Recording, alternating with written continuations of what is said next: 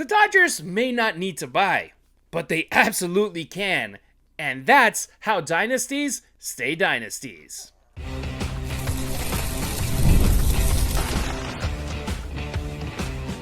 You are Locked On Dodgers, your daily Los Angeles Dodgers podcast. Part of the Locked On Podcast Network, your team every day. I'm Harry Ruiz. That's Travis Rodgers. And it's time for Locked On Dodgers. On today's show, we're closing the week with a pair of calls from our listener line asking about plate discipline plus Freddie Freeman's future. The MLB Draft is this weekend, and even though the Dodgers don't have any premium picks, history says that doesn't necessarily matter. But first, Travis, even with the Dodgers sitting atop baseball, should they actually make a blockbuster move before the trade deadline? Yeah, there's a lot to talk about. There's a lot of different ways to look at it, too. I'm really fascinated to see how they go about trying to figure this all out. And we'll get into all of it on today's episode, which is brought to you by Kalshi for a limited time. Download the Kalshi app and use the code LOCKEDON to get $10 when you trade 10. Kalshi, trade on anything. Deadline dilemma, buyers or not? The funny thing about talking about the Dodgers before the trade deadline is that the conversation always starts with the same question. What do they need? And honestly, it's not difficult to answer because this team isn't a team desperately searching for a missing piece. They're not chasing a wild card. They're not trying to patch obvious holes just to survive. They're one of baseball's elite teams. We can say it. They're at the top of the food chain right now. And that's exactly why Jeff Passan's latest trade deadline piece caught my attention, Travis, because when he looked at contenders around baseball and tried to match them with ideal trade targets, his answer for the Dodgers was basically, well, why not go get Tarik Skubal? Why not go for the biggest trade guy that's available right now or that could potentially be available? And the answer for those of us who follow the Dodgers every single day is easy. Well, we got Blake Snell and Tyler Glasnow almost ready to come back. And once those guys come back, that's a conversation we had earlier this week out of the bullpen. It's like, we're also getting Edwin Diaz back soon. We're getting Blake Treinen back soon. You're going to have to sacrifice two guys to give those two guys their spots. The same is going to happen when you get the two starters, Glasnow and Snell, who are continuously hurt, but when they're available in September, October, they're lights out. So buyers or not, that's the dilemma with the trade deadline less than a month away. Yeah, I think, the interesting word is what do they need? Nothing, right? What would they want, I think, is a little bit different. I think one of the things that makes being a Dodger fan so much fun, and one of the things that makes hating the Dodgers so easy to do for other people is that just because they're good doesn't mean they're not looking to get better. Just because they have the best record in baseball doesn't mean that they got their feet up on their desks and they're sitting around, doing crossword puzzles. They're always looking for a way to get better. Skubal's name has always come up with the Dodgers since it looked like they might move him. The Dodgers have always been connected. I know there's been this thought that the Dodgers and the Yankees might go and get into some sort of bidding war for Skubal's services. I think there's a couple of things to keep in mind. Number one, the Dodgers have a far better farm system than the Yankees do at this point, which means they have far more pieces to offer to a team like the Tigers for a Tarik Skubal. The Dodgers have more of a surplus in the thing that's most valuable in baseball, which is pitching, which means that they could send pitching out to get pitching in, and not just pitching prospects, but pitching at the major league level. I think that whatever sort of deal that gets made, if there is a deal to get made, you're going to see a big name go out just as much as you're going to see that big name come in. So whether that's Glasnow or somebody else, time will tell. The other thing that complicates the Skubal situation is that the Tigers are playing better. The Tigers have played a lot better baseball over the last month or so, and they've kind of climbed their way back into that AL Central race. So I don't know if maybe they're inclined to just take their shot with him. One more shot. The Tigers have been in the playoffs the last couple of seasons and see what happens. The American League is kind of lousy this year, so just getting into the playoffs may be good enough. So that's an element of this entire equation as well. The other part is the labor issue that's waiting for everybody around the corner. Another part of this is that Tarik Skubal is represented by Scott Boras, who always takes his players to the market. Are you going to go spend premium prospects, premium talent to go get a guy for a couple of months? You might, but you also know that you're going to have to go renegotiate this thing all over again whenever the labor issue is settled and the price is going to be astronomically high. So there's a lot of parts of this that are moving. I don't think that they're out of it. I'd be surprised if they did it, but I wouldn't be stunned. I think that this is something that's been in the wind for a very long time. The Dodgers have more capital to spend, not money, but players. And again, I know we're going to talk about the draft coming up here in a little bit. This is why they're able to go get Skubal, because they have more minor league talent. They have more major league talent than most of the other teams out there. The Tigers right now, their record stands at 43-50, which has them 3.5 games back from the last postseason spot when it comes to the wild card race. But they're 8-2 in their last 2 games. So just to support your point right there, Travis, is that they're in a way better spot. And what a huge coincidence, right? It happened right as Tarik Skubal returned from the injured list, from having that Skubal scope that is now being called. Yeah. And they're looking better since.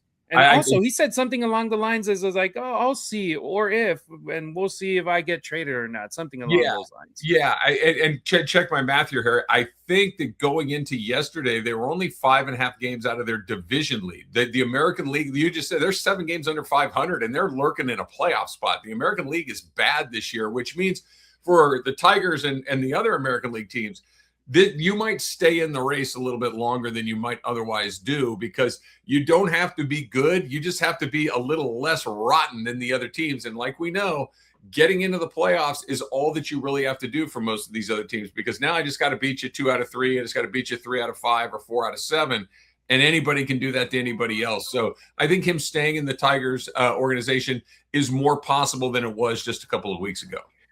3.5 from a wild card spot, 4.5 from the divisional lead, which it's the White Sox that are at the top of the AL Central, and right behind them, the Guardians. They're tied in winning percentage, and then the Twins are 2 back. So even though the Tigers are only 4.5 back, there's traffic right there between them and the top of the division. Can you imagine that rotation, Travis? If you had Yoshinobu Yamamoto, Shohei Ohtani, Blake Snell, Tyler Glasnow, Tarik Skubal, all available to pitch in a postseason series. I mean, when you talk about a 3 out of 5 or a 4 out of 7, it's like, and you have to face these guys. That's the part where I would be like, okay, now I get why everybody's hating on the Dodgers. But the end goal for the boys in blue is win. It's get to 3 in a row. It's continue building the case to why this is one of the most dominant. Now we won't be even talking about most dominant baseball dynasties in recent history. You could start talking about all time if you go back to back to back. Yeah, and that's what they're trying to do, and it would be bad for the competitive balance of baseball, and Dodger fans don't care, and I understand why, right? That the Dodger fans are not concerned about competitive balance. They're concerned about World Series, and that would certainly help. I think that when you kind of broaden out a little bit and talk about what they might be interested in outside of a big name like Tarik Skubal, I think the one thing that, and again, I would stop short of need, but maybe something that they want, and just to kind of tighten up, is I think another catcher is interesting. We'll see what Will Smith does with his health. Dalton Rushing's been really good, but we saw what happened last year where guys started getting hurt towards the playoffs. Ben Rortvedt played a very important part of what they were doing. So Chucky Robinson, I don't think is part of their plan. We'll see about Eliezer Alonso and whether or not he's able to stick around. But I wouldn't be surprised if you saw them trade for a veteran presence as a catcher. Not somebody to start, not somebody that's going to play twice a week, but somebody that if you need him to play, he's available to play. Yeah, Chucky Robinson, he was already outrighted. Eliezer Alfonso, they preferred having him right now because he's a younger prospect. They want to see what he has in those 2 days that Dalton Rushing isn't catching. And that's the interesting here, Travis, with the Dodgers when it comes to Andrew Friedman, because they can be aggressive, but without becoming reckless. And I think that's where this deadline becomes fascinating, because could they make a blockbuster? Absolutely. Do they need to? Absolutely not. We were literally talking about it also with position players. When Kike Hernandez comes back, it's like, where do you play him? Where do you use him? You want him in October. Whose spot is he going to take? Fortunately, you don't have a hole in your roster like you did last year at left field. But okay, this is a good problem to have. You'd rather have more good players than asking, where am I going to be able to use a guy? And another fascinating thing, I don't know if you saw that article that I'm talking about with Jeff Passan. He talked about the best fits, but also like the best dream scenario for a team. They talked about Dalton Rushing, and he was mentioned that the Rangers would be an intriguing fit for him because they could certainly use a young catcher for the future. And the Dodgers, we know that Will Smith, he's locked in long-term at the catcher position. We know Shohei Ohtani is locked in at the DH position long-term. And they were like, hey, that would be a great opportunity both for the Rangers and for Dalton Rushing. But I feel like, hey, that ain't going to happen right now at this trade deadline because you don't know what the hell's going on with Will Smith, and you got to have somebody with good quality. And we know there's up and downs, and it's a situation where emotionally Dalton Rushing is a guy that needs to get those emotions in check. But as a baseball player, he's a good baseball player. He's not Will Smith yet, but he has the potential to that sky high.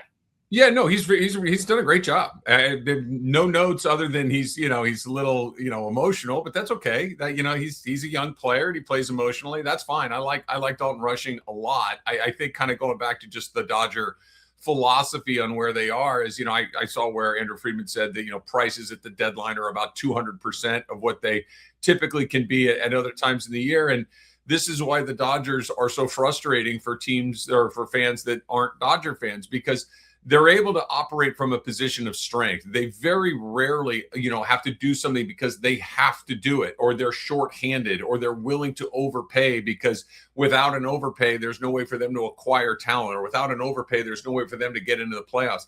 They have the best team. They have the most prospects. They have the most money. They have the smartest guy calling the shots. That is a really powerful position to operate from. They'll do something because they want to do it and they like to do it rather than they need to do it. And that is that, you can see it. They just don't. The Lakers do the opposite. Now, hopefully the Dodgers kind of operate. The Lakers have been operating from a position of desperation for quite some time. We'll see. The Walker Kessler thing was really interesting because they overpaid in this crazy rate, which leads you to believe, were the Dodgers actually involved in that? Because that's not what they do. So we'll see what they do at the deadline. I wouldn't be surprised if you see more stuff going out than you see coming in for the Dodgers at this deadline. But again, that just stacks the deck for the next time they go and do it in 2027 and beyond. Yeah, and I saw Katie Wu from The Athletic even mention, for example, Eric Lauer. He could be used as a trade chip to give him an opportunity if he goes elsewhere. But it's like, what are the Dodgers going to receive in return? Would it be a prospect like James Tibbs, who last year arrived to the Boys in Blue and is now a guy that could potentially be shipped out if there's a team that's very interested in getting him, because the Dodgers have those outfield spots already taken care of. So that's also a spot where we got to be observant and see if there's anybody shipped out, because you have so much talent on your roster. Yeah, like Tibbs is a great example, but they traded Dustin May away for guys that aren't even really playing for them right now. You know what I mean? Like Dustin May is a good major league pitcher. Out the door. He's doing good with St. Louis. Yeah, no, he was pretty good for the Dodgers. Like this is not a he can't play. This is a he just can't play here. And so if I need something else other than what I have, I can kind of shuffle the deck. I can start getting ready for what's coming next. And again, this is why they are who they are. They're just always operating from a position of strength. And that's the thing. This front office has never been interested in winning the headline or winning the deadline. They're interested in winning the World Series, and they've been pretty damn good at it. Yep. So my question to you is, if you were running the Dodgers, would you trade for Tarik Skubal, another player, or stay put with what you have? Travis, that's a question for our viewers, our listeners. What would you do? I would send guys out much more like, if there's a deal for Skubal that shakes loose, great. I mean, if it's something that you like the price, absolutely go do it. He's an incredible pitcher. It puts you on the 1 yard line of winning that World Series. But I would be more looking to get reinforcements, whether it's a Lauer, whether it's one of these, a Sheehan, a Robleski, a River Ryan, a Gavin Stone, like any of these guys that we really don't have to have that could get you ready for 2 years from now, 3 years from now, 4 years from now. That's what I'd be looking to do.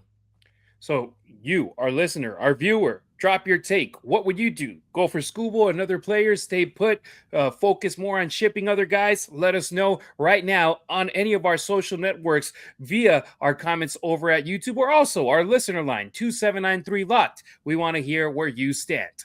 Coming up on Locked On Dodgers, the MLB Draft kicks off on Saturday, and despite losing several premium picks because of offseason spending, don't expect the Dodgers to suddenly stop finding talent. Baseball season is here, and right now you can trade every game on Kalshi. On Kalshi, you can trade every single game. Let's talk about a little NL West baseball right now. Let's talk about the bottom of the NL West, right? This may be the only thing that these fans have to look forward to right now. If you're looking at the Rockies, they're trading at a 55% probability to beat the absolutely dreadful Giants at this point, meaning a $100 trade will pay out $176.26 if they win, right? How about that? Because on Kalshi, you're trading against peers in a live market, meaning there is no house. And as the probabilities change, you can buy in and out of your position. And for a limited time, download the Kalshi app and you can use the code LOCKED ON to get $10 when you trade 10. Kalshi, Kalshi. Trade on anything. 18 plus only. Restrictions and eligibility requirements apply. Event contract trading involves risks and may not be suitable for all investors.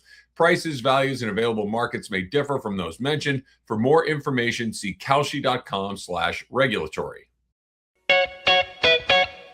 Are you new here? Welcome. Everydayers, you already know you're the heartbeat of our show. It's easy and free to help us out. Subscribe and like our content on YouTube. Drop a 5-star review on Apple or Spotify and hit up the Locked On Dodgers listener line. 2793-LOCKED. That's 279-356-2533. The future is calling. The draft goes down Saturday and Sunday. And for the Dodgers, Travis, this year's draft looks a little bit different. Not because they've suddenly forgotten how to scout, not because their farm system has dried up, but because success has consequences. When the Dodgers signed Edwin Diaz and Kyle Tucker during the offseason, they knew there would be a cost, not only money-wise, but both players had rejected qualifying offers, and with that, it meant draft pick penalties. And on top of that, the Dodgers once again exceeded the highest competitive balance tax threshold, pushing their first selection down even more spots, 10. When everything is added together, Travis, the Dodgers lost several premium selections, and that's a hefty price, but for most organizations, losing that much capital would be concerning. For the Dodgers, it's more of an inconvenience than a crisis. Yeah, it's the single greatest advantage that they have, I believe, beyond money, beyond all of the star power that they have, is their scouting department, is their ability to continue to find not just good players, but very good players that may or may not end up playing for the Dodgers, but that are very enticing to both the Dodgers and to other teams around the league. They're not going to pick till pick 40, okay? There are teams that will pick twice before they pick even once. So they're in a really interesting position, but I can almost guarantee you that who they take at 40 is more likely to become a quality major league player than a number of the guys that are going to be taken in the teens and the 20s and the 30s and maybe even higher than that. They have an unbelievable scouting department that finds guys that are incredibly projectable, that are incredibly reliable, and that make the big leagues quickly. And this is what they've done over and over and over again. So when you do need to go to the deadline and acquire a player, you have minor leaguers that other people want.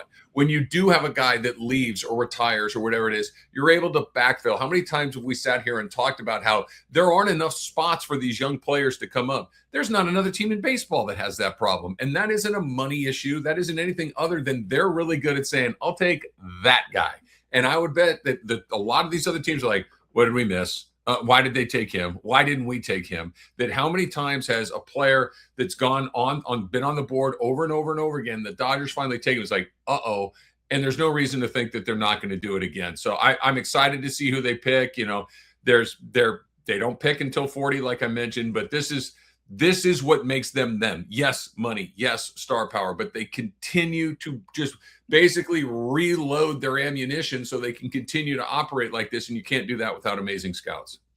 Yeah, the Dodgers, they simply identify players that they believe in and trust their development system to get them to the next level. That's been their formula for years. And perhaps the biggest reason fans shouldn't worry about not having a lot of picks early is that the draft isn't the Dodgers' only pipeline for young talent. Look around the Dodgers farm system. Several of the highest rated prospects weren't even drafted by LA. They were acquired through trades. And that's something that the Dodgers is like, okay, and what have they actually given up in the past to be able to get some of these guys? You could look even at a case like Justin Robleski, who's a homegrown talent. He was an 11th rounder, Travis. We're talking about the Dodgers having the 40th pick in the draft being their first. They got an 11th rounder who should be an all-star, who just debuted recently with the Boys in Blue. Last year, he pitched in Game 7 for crying out loud. I mean, you had Shohei Ohtani, you had Tyler Glasnow, Blake Snell, Yoshinobu Yamamoto, and Justin Robleski pitch in that game. That just shows you most organizations have to choose between, okay, do we lose picks? Do we go sign free agents? What do we do?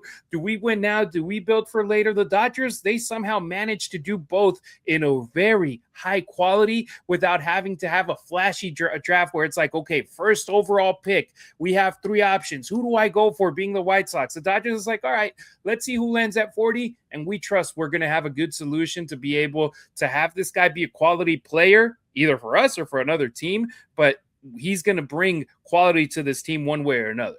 Yeah, I mean, just simply put, they're better at this than everyone else too. They're just better at it, and people are better at things than other people, and they happen to have better scouts, better development, better everything. They're better at this than the Angels, than the Guardians, then the Yankees, then the Nats. Take your pick, whoever you want to throw in there. You're not supposed to pick last and still get the best players. The whole purpose of the draft is the worse you are, the higher you pick to try to get the better players to even the playing field. The Dodgers are the best team. They pick last and they still find better players. They're better at it than everybody else. It's really that easy.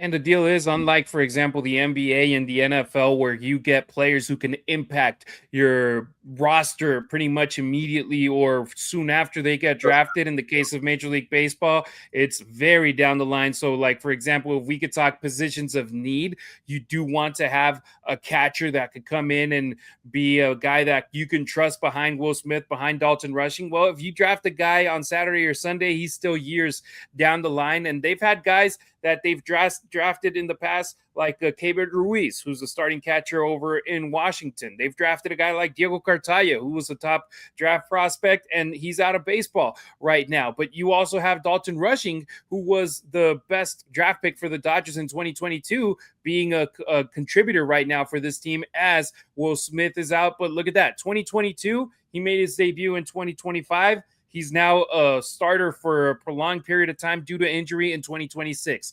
It takes time. It's a completely different monster when you talk about baseball draft compared to other sports. So let me ask you, checking out our show, do you think the Dodgers can continue building one of baseball's best farm systems despite constantly drafting later and losing picks with all the free agents that they've signed? Drop your answer in the comments or hit us up on social. I'm at Harry Ruiz on X, at Harry_Ruiz on Instagram, or on TikTok at Harry Ruiz_. Travis, he's available on X and IG at Travis Rodgers. Next on Locked On Dodgers, it's time for the listener line. One fan says the Dodgers simply aren't disciplined enough with runners on base, and another asks how much longer Freddie Freeman might continue playing. Nothing beats watching a Dodgers game. Even better when you get to watch it live. The energy in the stands, the crowd roaring, that electric vibe you just can't get anywhere else. The only downside is that scoring tickets can be a total pain, with endless lines, random fees, and prices that all of a sudden jump right before you hit checkout. That's why I've been using Game Time. The app makes it super easy. Real tickets, delivered fast, at the best prices. And the best part, my favorite, the fees are already baked in, so what you see is exactly what you pay. No surprises. You can follow the Dodgers on the app, and with that, you get alerts when fresh deals pop up and literally grab great seats in 2 taps, making it super easy to decide hitting up a game last minute. If you're thinking about heading out to the stadium, download the Game Time app. Create an account and use the code LOCKEDON for $20 off your first purchase. Terms apply. Again, create an account and redeem the code LOCKEDON for $20 off. Download the Game Time app today. Have you ever noticed how the second you search for something online, ads for that exact thing start following you everywhere you go? Or maybe you're traveling, you're trying to access a website, stream a game, or watch content that you normally use at home, and suddenly you're hit with that dreaded, this content isn't available in your region. That's why more and more people are turning to Proton VPN. Proton VPN is a secure VPN service designed for people who want more privacy, more security, and more control over how they experience the internet. It helps you keep your online activity private, protects your data on public Wi-Fi, and gives you access to the internet the way it should work, open, secure, and on your terms. Unlike most VPNs, Proton is backed by strong European privacy laws, has a strict, independently verified no logs policy, and is built by a company focused on protecting users, not tracking them. In baseball, we spend a lot of time talking about how gaining an edge and controlling what you can control. The same idea applies online. Having the right tools can make a huge difference in your day-to-day experience. If you travel a little bit, I like to travel a little bit, you're constantly connecting to different Wi-Fis. You don't always know who's on those networks and how secure they are. This gives you that little extra layer and makes you feel comfortable. It's easy to get started. Right now, Proton VPN is offering our listeners 70% off a 2-year plan when you go to protonvpn.com/lockedonmlb. That's protonvpn.com/lockedonmlb for 70% off your 2-year plan. That's protonvpn.com/lockedonmlb. Check out Pete Fox on our YouTube channel with the Locked On Dodgers postcast right after the final out for immediate reaction of every Dodgers game. This weekend, an interesting series against the D-backs. It's time to hit up our listener line, and our first call comes from Joe in North Carolina, and he brings up something that I think a lot of Dodgers fans have noticed recently. I'm just happy with what the Dodgers are doing right now, but what I've experienced is a little bit of discipline at the plate with men on base. Leaving too many men on base. I can see every once in a while that's going to happen. Things happen. But it's a pattern of this is going to create a problem when it comes to the postseason. We need to get that hitting discipline going so we can get the runs across the plate. Last night's game would have been a good time for that. They would have scored at least 6 or 7 runs. They would have won the game. I think the Dodgers are capable of scoring 6 runs every night. You might come up against a really good pitcher some nights, not get that, but for the most part, they're a 6-run team every night. So what I'm seeing right now is lack of production with men on base. Now, they do have games where they do have that going on at times, but it should be a little bit more consistency with that. If they can get that consistency with driving men that are left on base so many times, they would have an easier pattern to the win cycle because the pitching is great. That's what's kept us in it all year. The pitching's great. We just need to get the hitting going a little bit more. This was the problem last year. I think that lineup, they should be scoring at least 6 or 7 runs every night, especially against mediocre pitching. But anyway, you guys have a good day. Hope to see a 3rd World Series in a row. Thank you. All right, Travis. I mean, I think we can all agree that this lineup has too much talent to disappear for long stretches with runners in scoring position. And you like it that the fan base wants to see more, wants to see a little bit more consistency. The sport of baseball is that way. Sometimes you get 15 runs in a game. Sometimes you get shut out. You get 1 run, and you're frustrated with, especially with the type of lineup that the Dodgers have. If you were the Athletics, what Sacramento, Vegas, whatever they're called right now, you understand if you go quiet for a stretch of games. With the Dodgers, there was a couple of instances this week. Teoscar Hernandez, he had a 3-0 count, and he just swung and terrible out in a good position. Same thing with Max Muncy. And I saw shout out to Craig, shout out to Roy or Ray. One of you two was commenting on the comment section. Man, they got to look at that one, spit at it, don't swing at it.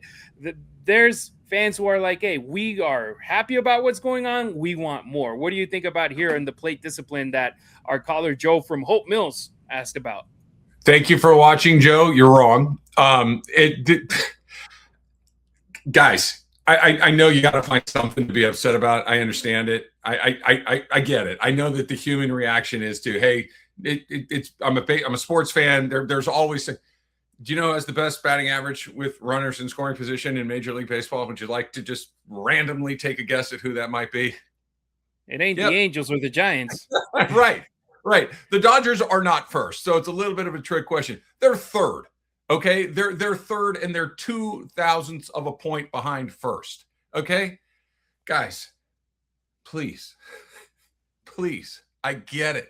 And yes, they may come up cold in a series in October where they don't hit with runners in scoring position because, like what Harry said, this stuff kind of tends to go up and down. And then the only thing that you can really look at is what is that through line? How do they do overall over long periods of time? There's the Twins and the Rays are the only two teams that have a higher batting average with runners in scoring position than the Dodgers. The Twins stink. The Rays don't. Okay? They're good at all of this stuff. They're actually very, very good with runners in scoring position. Is there a bad at-bat in there occasionally? Of course there is. Of course there is. There's a you're not going to bat 1,000 with runners in scoring position. But when you're hitting, let me look at the number again real quick here. When you're hitting 273, the way the Dodgers are with runners in scoring position, that's pretty good. You know, that you're bringing guys in a pretty good rate at that point. I get it. We're always looking to make the team a little better, and that's why the Dodgers are who they are. That's why the Dodgers continue to compete year after year. That's why they've been to the World Series 5 times in the last 10 years. I get it. But they're as good at all of this stuff as you could reasonably expect them to be. You want them to hit 500 in these? It's baseball. It doesn't happen. You get out way more often than you don't. Sometimes you swing at a bad pitch. Sometimes you get a little overly aggressive at certain situations. But in totality, they're at the very top of this. Again, they're at the very top of just about every single offensive category in baseball. Take your pick of what you want to, focus on. Is it slug? They're better at that than everybody. Is it walk rate? They're better at that than everybody. Is it runners in scoring position? They're just about better than that at anybody else. They're so good at all of it that we're making stuff up to be frustrated about. This is another good example of that. Yeah, and I definitely wouldn't panic over a short stretch where runners are left on base because over a full season, good offensive teams generally look like good offensive teams, and more often than not, the Dodgers are doing a good job. So even if they don't score 7 runs every single night, with us knowing that they can and they should score 7 runs a night, there's no reason to hit that panic button. Joe, thank you for your call. Shoot us another one soon. Now let's go to our second voicemail. No name, but this listener asks about Freddie Freeman. I was wondering, what do you guys think about Freddie, and how long do you think he'll have left after this season? Thank you. Love the show. Bye.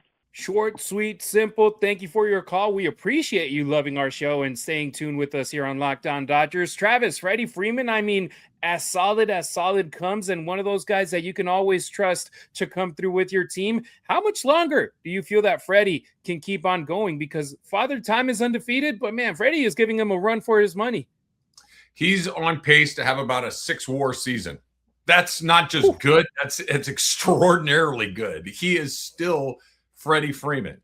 He's about 450 hits short of 3,000, which is, a very, very big deal. I think he would become the 37th player ever to have 3,000 hits in his major league career. When you think about how many people have come through baseball and only 37 have done that, I think that's something that has to be a goal in his mind. I know he said that he's not just going to hang around to hit a round number, but it's not just hanging around. He's not just kind of scraping by. He's still the starting first baseman in the All-Star game for the National League. He still picks up what seems like a double almost, 3 or 4 times a week. He can still drive the ball to the ballpark. He's still on a really good team. He's relatively healthy. He clearly loves to play. He takes care of his body. You're checking all of these boxes. So I think the answer to the question from the young man is, as long as he wants to, You know what I mean? Like, I mean, he's not going to play till he's 50, but he's still really, really good. I think that the Dodgers are not looking to push him out the door anytime soon.